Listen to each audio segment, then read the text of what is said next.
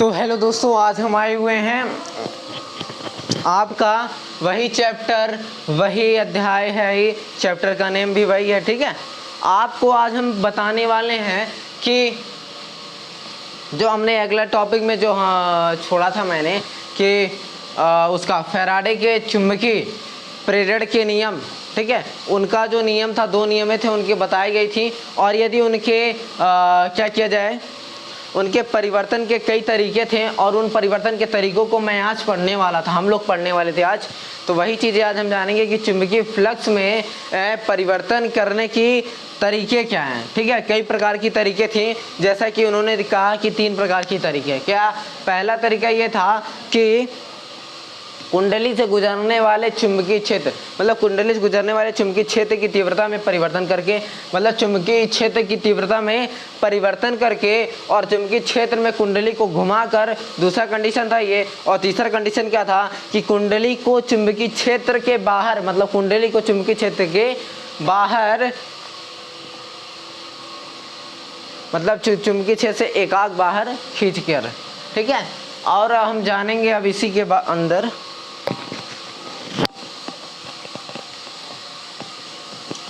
तो हम इसके पहले पॉइंट के बारे में जानते हैं। मान लीजिए कि यदि आपके पास क्या हो जाए कि यदि किसी समय कुंडली के तल से गुजरने वाला जो चुंबकीय क्षेत्र की तीव्रता है, ठीक है, चुंबकीय क्षेत्र की तीव्रता B1 हो और उसके पश्चात क्या, उसमें हम परिवर्तन करके कर रहे हैं ना, पहला पॉइंट होता है, तो उसके पश्चात उसके चुंबकीय क्षेत्र की तीव्रता क्या हो जाए, B2 हो जाए। मतलब मीन्स क्या हुआ कि B1 और B2 हो गया, मतलब फाई इक्वल टू क्या हो जाता है आपका, फाई इक्वल टू, इसमें दो वैद्युत फ्लक्स आ जाते हैं, मतलब φ2 माइनस φ1 आ जाता है, दो फ्लक्सें आ जाती हैं। देन आपका क्या हो जाता है, तो φ2 के लिए आपका B2A होगा और माइनस, और φ1 के लिए B1A होगा। देन आप यहाँ से एक कॉमन ले लेंगे तो अंदर क्या बचेगा, B2 minus B1। Okay, then आपको क्या बचेगा, B2 माइनस B1, ठीक है। और यदि यहीं पे बात करें कि इसको यदि मैं डेल्टा B ले लूं,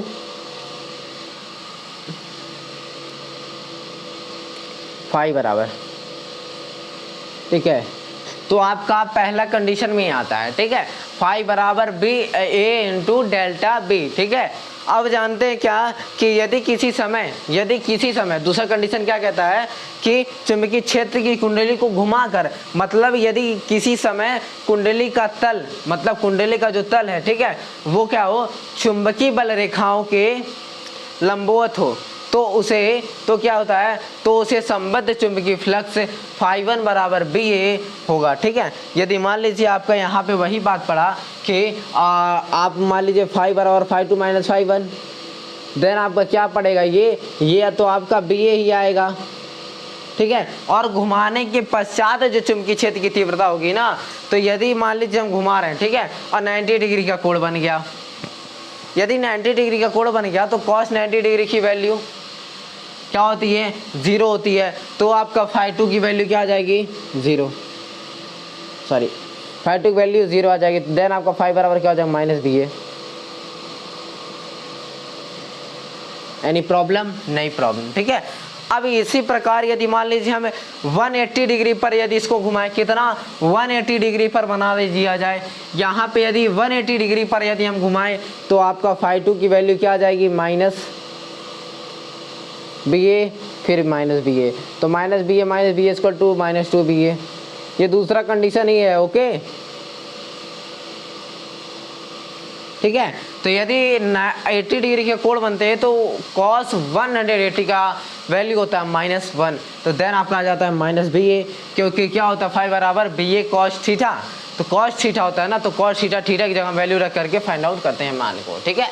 और यदि किसी समय कुंडली से बद्ध फ्लक्स φ1 बराबर BA हो तो एकाक क्षेत्र में खींच लें, क्या खींच लें, एकाक क्षेत्र से बाहर खींच लें, तो φ2 इक्वल टू 0, ठीक है।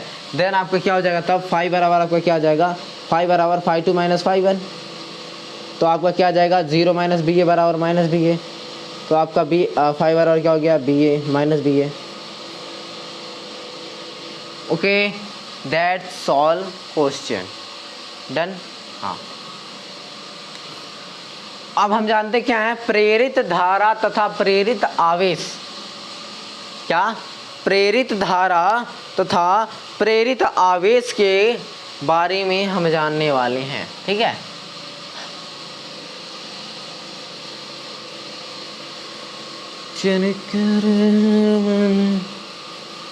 तेरे ही याद में, क्या मैंने बताया? प्रेरित धारा तथा प्रेरित आवेश।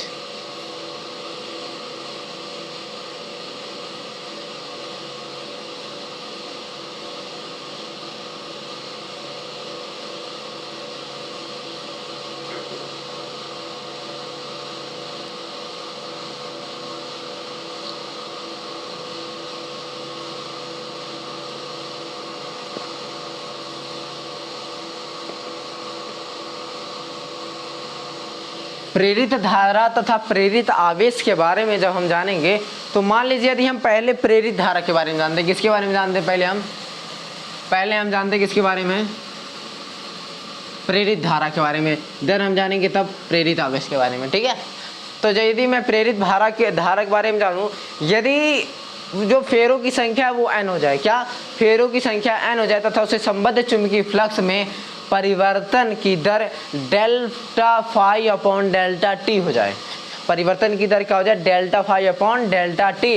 तो देन आपका क्या आता है? E बराबर minus N del phi upon del T, ये आता है आपका। ठीक है, और मान लीजिए यदि I बराबर E अपॉन आर होता है, ये तो आपको जानना चाहिए कि E बराबर आई आर होता है, तो I बराबर E अपॉन आर हो जाता है। ठीक है, तो E के जगह क्या हो जाएगा? I अपॉन आर, क्या हो जाएगा? I upon R. ठीक है, I अपॉन आर E के जगह पे E बराबर। ठीक है, देन आप यहाँ पे क्या रख देंगे इक्वेशन में? I upon R equal minus N del phi upon del T. ये तो आपको पता ही है कि ऐसा हो जाएगा। ठीक है, और यदि मैं क्या करूँ, ये डिवाइड में है, कहाँ चल जाएगा आपका? मल्टीप्लाई में। 1 सेकेंड, 1 सेकेंड। E बराबर आई आर होता है, सॉरी ये कीजिए, E बराबर आई आर होता है। ठीक है, तो देन आपको यहाँ पे क्या आएगा? ये मल्टीप्लाई कहाँ चल जाएगा? डिवाइड में, और यहाँ पे del phi upon del T. Okay, del phi upon del T, I बराबर आ जाएगा आपका minus N R upon del phi upon del T. यही आपका क्या है? प्रेरित धारा का संख्यात्मक मान है।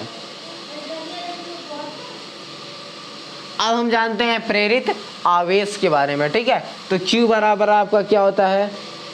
I इंटू डेल्टा टी होता है कि नहीं? ठीक है, तो I बराबर आपका क्या आ जाएगा? यदि मैं इसको कैपिटल लूँ I, ठीक है, तो I बराबर आपका क्या आ जाएगा? Q upon delta T. Then यदि मैं I के जगह पे ये वैल्यू रख दूँ, अच्छा लगेगा कि नहीं? इसको मैं यहाँ पे रख दूँ, इसके I के जगह पे, तो आपका क्या हो जाएगा? Q upon delta T equal आपका है माइनस एन अपॉन आर, कोष्टक में del phi upon del T. Then आपका डेल टी से डेल टी कैंसल, Q बराबर आपका क्या? Minus N upon R del phi, that's all the कोशिश फाई है। ठीक है, ठीठा मत मानिएगा। दैट्स, ये आपका प्रेरित आवेश के बारे में आ गया। मीन्स क्या हुआ कि फेरों की संख्या बटे प्रतिरोध गुणे चुंबकीय फ्लक्स में परिवर्तन। ठीक है, अब हम जानते क्या? लेंज के नियम के बारे में। किसका? लेंज का नियम जानेंगे। किसके बारे में जानेंगे? हम लेंज के नियम के बारे में।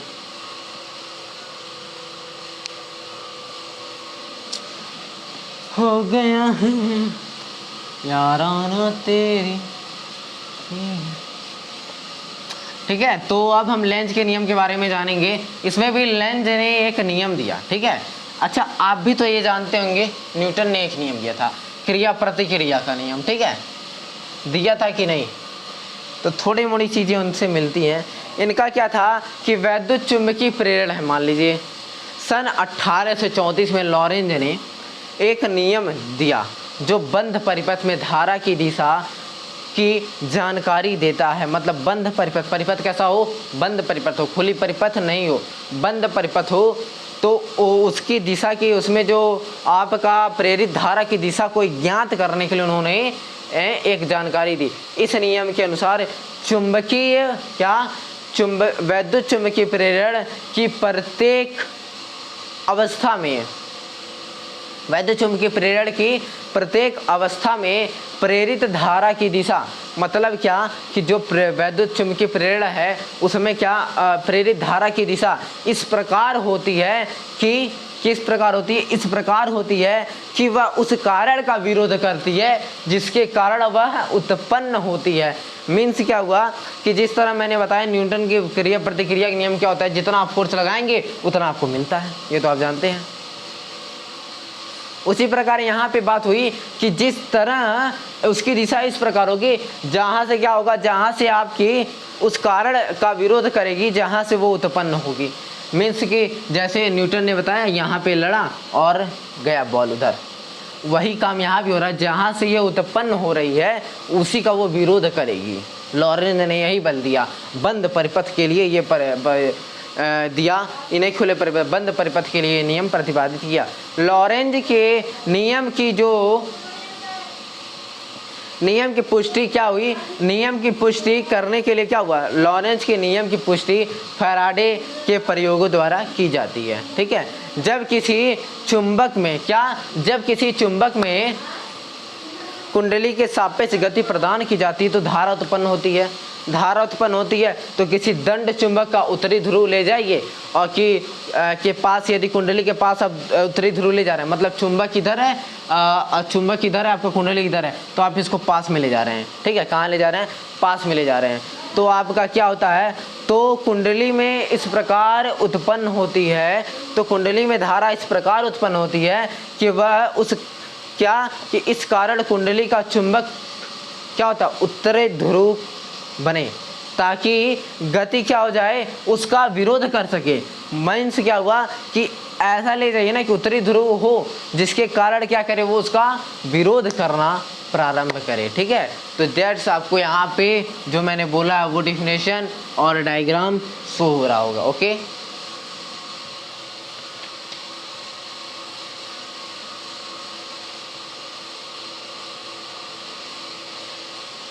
सपोज आपने लिख लिया होगा, मैं आई बिलीव। ओके, अब जानते हैं हम क्या है कि लेंज का नियम और ऊर्जा संरक्षण का नियम। ऊर्जा संरक्षण मीन्स हो गया कि ऊर्जा को संरक्षित करना, ऊर्जा संरक्षण का नियम।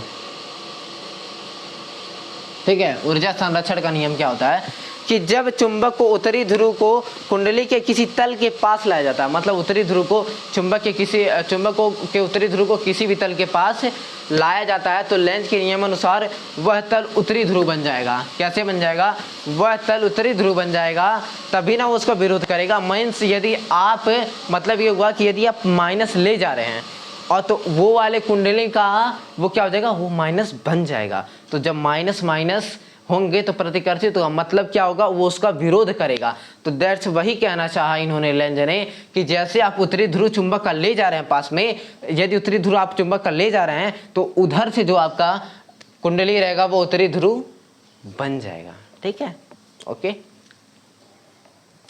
बस यही कहना चाहा, जिसके कारण उन्हें प्रतिकर्षण उत्पन्न होगा। प्रतिकर्षण विरोध के कारण चुंबक के पास ले जाने पर कार्य करना पड़ता है, तो हमें वैद्युत ऊर्जा तथा प्रेरित धारा क्या होती है, वैद्युत ऊर्जा तथा प्रेरित धारा के रूप में प्राप्त होता है। इसी कारण जब चुंबक को उत्तरी ध्रुव को किसी तल से दूर ले जाते हैं, किसी तल से दूर ले जाते हैं, तो चुंबक दक्षिणी ध्रुव बन जाता है, जिसके कारण वो उसको आकर्षित करने लगता है। ठीक है, कि यदि हम उसको दूर ले जा रहे हैं तो दक्षिणी ध्रुव उत्तरी ध्रुव बनेगा, और यदि हम पास ला रहे हैं तो उत्तरी बन जाएगा। तो मीन्स पास ले आएंगे तो प्रतिकर्षित करेगा, दूर ले जाएंगे तो आकर्षित करेगा।